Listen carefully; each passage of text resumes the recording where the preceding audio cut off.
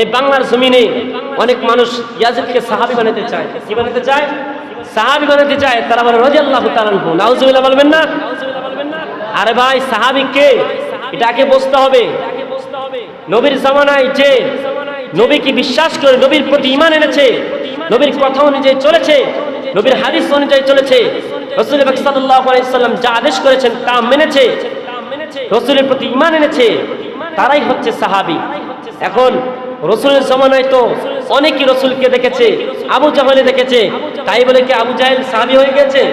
কথা বলেন, সাহাবী হয়েছে না।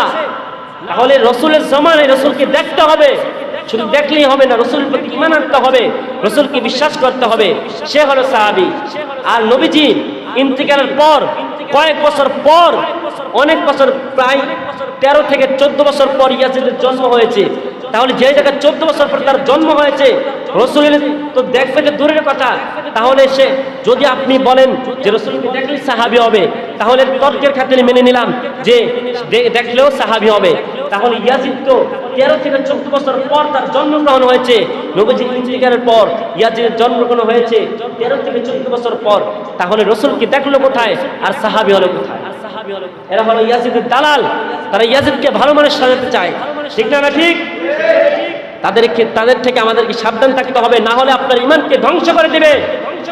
ইমাম হুসাইন রাদিয়াল্লাহু তাআলা আনহু কারবালার ময়দানে শহীদ হইয়া আমাদেরকে এটা শিখায় দেন নাই